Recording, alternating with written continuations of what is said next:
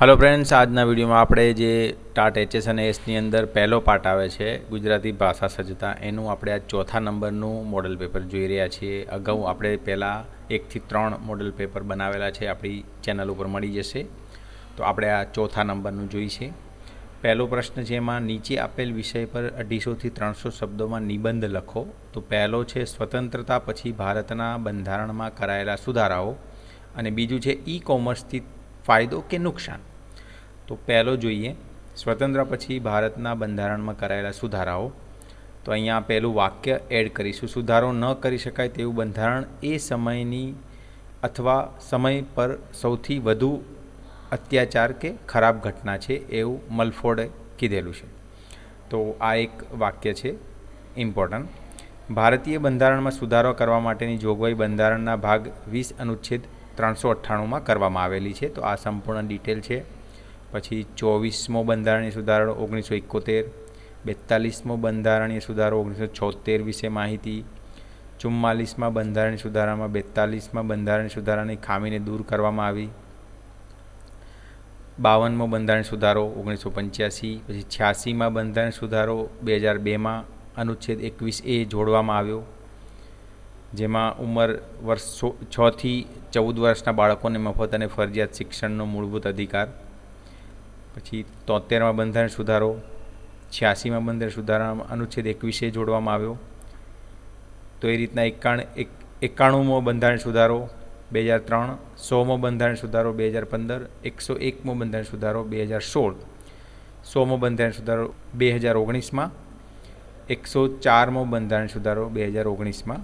તો આ રીતના 105મો બંધારણ સુધારો 2021માં બધી જ માહિતી આપી છે. પોઝ કરીને વિડીયો જોઈ લેવું. બીજો છે ઈ કોમર્સથી ફાયદો કે નુકસાન, આ નિબંધ જોઈ. તો એના વિશે અહીંયા ડિટેલ આપી જ છે. આપણે વિડીયો બહુ લાંબો થઈ જશે એટલે બધું વાંચીશું નહીં. તો આ બધી ડિટેલ છે.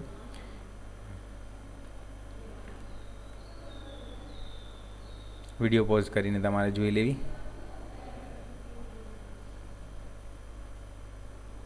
ઓનલાઈનમાં સિક્યોરિટી ઓછી રહે છે, તો આ પણ એક મુદ્દો છે. ચલો, બીજો પ્રશ્ન છે, નીચે આપેલ બંને ગદ્યખંડોનો આશરે 1/3 ભાગમાં તમારા શબ્દોમાં સંક્ષેપ કરો. તો અહીંયા ફકરો આપ્યો છે એક, ધ્યાનથી વાંચવો. અને એનું સંક્ષેપ નીચે ટાઇટલથી આપ્યું છે, લોકશાહીમાં નાગરિકોની ભૂમિકા. સંક્ષેપ કરીને અહીંયા આપ્યું છે 1/3. બીજું છે, આ કારણે જ કેળવણીનું કે સંસ્કાર પ્રદાનનું મહત્ત્વ છે, એમ કરીને બીજો એક ફકરો આપ્યો છે. જે ફકરો છે મનુભાઈ પંચોળી, જેને દર્શક તરીકે ઓળખવામાં આવે છે. અને એમાં ત્રીજા ભાગનું સંક્ષેપ અહીંયા આપ્યું છે, સંસ્કાર પ્રદાનનું મહત્ત્વ. ત્રીજો પ્રશ્ન છે, આશરે 100 શબ્દોમાં પત્રલેખન કરો, બંને ફરજિયાત. તો પહેલો પત્ર છે, તમારા વિસ્તારની શાળામાં પાણીની તંગી છે, જિલ્લા શિક્ષણ અધિકારીને પાણીની સુવિધા ઉપલબ્ધ કરાવવા વિનંતીપત્ર. અને બીજો છે, શાળાના પ્રિન્સિપલને નવનિયુક્ત પ્રિન્સિપલ પદ માટે શુભેચ્છા પાઠવતું પત્ર. તો પહેલો જોઈશું, તમારા વિસ્તારના શાળામાં પાણીની તંગી છે, જિલ્લા શિક્ષણ અધિકારીને પાણીની સુવિધા ઉપલબ્ધ કરાવવા વિનંતીપત્ર. આ બાજુ સરનામું આવશે, એડ્રેસ આવશે, તારીખ આવશે. પ્રતિ અહીંયા જેમને આપણે લખીએ છીએ પત્ર, એમનું નામ, હોદ્દો અને એડ્રેસ. પછી વિષય માનનીય સાહેબશ્રી, એમ કરીને આ જે વિગત આપણને જોઈએ છે એ લખવાની છે. અને વિગત પૂરી થઈ ગયા પછી લિખિતમ આપનો વિશ્વાસુ, જે પણ નામ હોય અહીંયા લખી શકો. બીજો છે, શાળાના પ્રિન્સિપલને નવનિયુક્ત પ્રિન્સિપલ પદ માટે શુભેચ્છા પાઠવતો પત્ર લખો. આ બાજુ નામ, સરનામું, તારીખ અહીંયા જેમને સંબોધીને તમે લખી રહ્યા છો. વિષય, પછી જે મેટર છે, આદરણીય સાહેબ, આચાર્ય સાહેબશ્રી.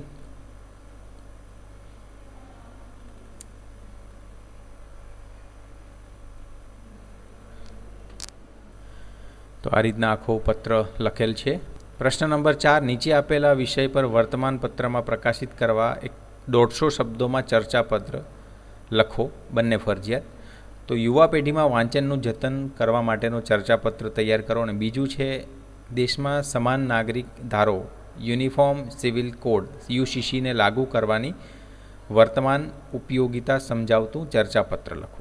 તો પહેલો જોઈએ યુવા પેઢીમાં વાંચનનું જતન કરવા માટેનું ચર્ચાપત્ર. તો અબક સામાજિક કાર્યકર્તા એમ કરીને આ લખવાનું છે. પછી પ્રતિતંત્રીશ્રી જે પણ નામ હોય, દૈનિક પત્ર સરનામું, વિષય ચર્ચાપત્ર પ્રકાશિત કરવા બાબત, તો જે મેટર છે અહીંયા લખવાની, લિખિતમ અબક આપનો વિશ્વાસુ જે પણ નામ હોય. પછી જે બિડાણ છે, જે તમારે ચર્ચાપત્ર પ્રકાશિત કરવો છે એ અહીંયા તમારે લખવાનો છે. જેમ કે અહીં ટાઇટલ આપ્યું છે પુસ્તકો મરી રહ્યા છે યુવાનો દ્વારા, તો એ સમગ્ર અહીંયા ડિટેલ આપી છે, જોઈ લેવી. અને છેલ્લે લિખિતમ આપનો વિશ્વાસુ જે નામ હોય. બીજો ચર્ચાપત્ર, દેશમાં સમાન નાગરિક ધારો યુનિફોર્મ સિવિલ કોડ યુસીસીને લાગુ કરવાની વર્તમાન ઉપયોગિતા સમજાવતું ચર્ચાપત્ર લખો. તો એમાં પણ અહીંયા નામ, સરનામું, તારીખ, પ્રતિતંત્રીશ્રી જેને પણ લખી રહ્યા છો, પછી વિષય પ્રકાશિત કરવા બાબત, પછી આ બાજુ તમારું નામ આવશે.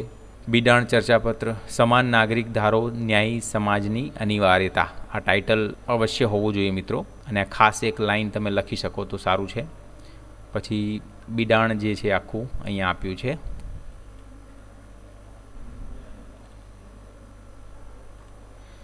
પછી પ્રશ્ન 5 જે વ્યાકરણ છે 20 માર્ક્સનું, સૂચવ્યા મુજબ ઉત્તર લખો. રૂઢિપ્રયોગનો અર્થ આપી વાક્યમાં પ્રયોગ કરો. આંગળી ચીંધવાનું પુણ્ય કમાવવું, કોઈને સાચો માર્ગ બતાવીને સહાયરૂપ થવું, તો એનો વાક્ય પ્રયોગ અહીંયા આપ્યો છે, જોઈ લેવો. નવ નેજા પડવા એટલે ખૂબ જ મુશ્કેલી પડવી, ભારે આફતનો સામનો કરવો. એક, ઉનાળાની કાળઝાળ ગરમીમાં રણ પ્રદેશ વટાવતા મુસાફરોને નવ નેજા પડ્યા, તો એ રીતના. પછી કહેવતનો અર્થ, સંપ ત્યાં જંપ, જ્યાં પરસ્પર એકતા અને મેળાપ હોય ત્યાં જ શાંતિ, સુખ અને સમૃદ્ધિનો વાસ થાય છે. પારકી આશા સદા નિરાશા, તો બીજાના ઉપર વિશ્વાસ કરવો હંમેશા આપણને નિરાશા જ મળે છે, એની વાત છે. ત્રીજું, સમાસનો વિગ્રહ કરી તેનો પ્રકાર જણાવો. અન્ન પાણી, તો અહીંયા અન્ન અને પાણી એટલે આ દ્વંદ્વ સમાસ આવશે.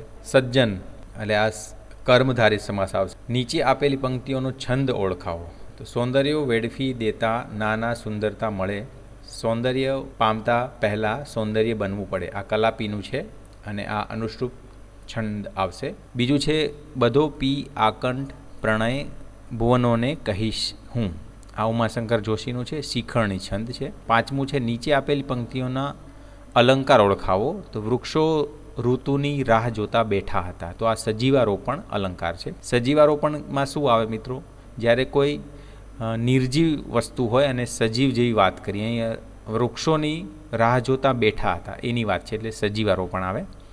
અને શ્લેષ અલંકારમાં શું હોય, પાણી, તમે પસંદ કરેલું પાત્ર પાણી વિનાનું છે, એટલે એમાં કોઈ ખાસ પાણીનો બે મતલબ અહીંયા થઈ શકે છે. બે જ્યારે મિનિંગ થાય ત્યારે શ્લેષ અલંકાર થાય. પાણી એટલે પીવાનું પાણી, અને પાણી એટલે એમાં ખાસ કંઈ લેવા જેવું નથી એમ, એની વાત થાય છે, એક ગુણની વાત થાય છે. શબ્દ સમૂહ માટે એક શબ્દ આપો. ધાર્મિક ગ્રંથ કે સ્ત્રોત વગેરેનું રોજનું વાંચન એટલે પાઠ આવે. 60 વર્ષ પૂરા થઈ ઉજવાતો ઉત્સવ મણિ મહોત્સવ. 7મું, નીચે આપેલા શબ્દોની જોડણી સુધારીને લખો. તો શુભેચ્છા અને ઉજ્જવળ એ જોડણી સુધારીને લખી છે. નીચે આપેલા વાક્યોને ભાષાકીય રીતે શુદ્ધ સ્વરૂપમાં લખો. ગઈકાલે અમે બજારમાંથી ઘણું ફળો ખરીદ્યા, આ રીતના ના આવે. ગઈકાલે અમે બજારમાંથી ઘણા ફળો ખરીદ્યા, તો આ સાચું વાક્ય આવશે. તેને મને જોઈને હસવા લાગ્યો, તે મને જોઈને હસવા લાગ્યો, આ આવશે. નીચે આપેલા શબ્દોનો સંધિ વિગ્રહ કરો. દંતોષ્ટ એટલે દંત વત્તા ઓષ્ટ, અને તદેવ તથા વત્તા એવ, તો આ છે. 10મું છે નીચે આપેલા વાક્યોનું કૌંસમાં સૂચવ્યા મુજબ વાક્યમાં રૂપાંતર કરો. પન્નાબેન વહુઓને સાચી સલાહ આપે છે, તો પન્નાબેનથી વહુઓને સાચી સલાહ અપાય છે, કર્મણી વાક્યમાં રૂપાંતર કરવાનું કીધેલું હતું. છાયાથી ગંધર્વના પ્રેમમાં પડાયું, કર્તરી વાક્યમાં રૂપાંતર કરો. છાયા ગંધર્વના પ્રેમમાં પડી, તો આ રીતના આપણે ચોથા નંબરનું મોડલ પેપર જોયું. તો મિત્રો આ વિડીયો કેવો લાગ્યો કોમેન્ટ કરીને જરૂરથી કહેજો, અને હજુ સુધી ચેનલને સબસ્ક્રાઈબ ના કરી હોય તો કરી દેજો. અને આ લેક્ચરની તમારે PDF જોઈતી હોય તો આપણી ટેલિગ્રામ ચેનલ જોઈન કરી લેજો, જેની લિંક ડિસ્ક્રિપ્શનમાં આપી છે. ધન્યવાદ.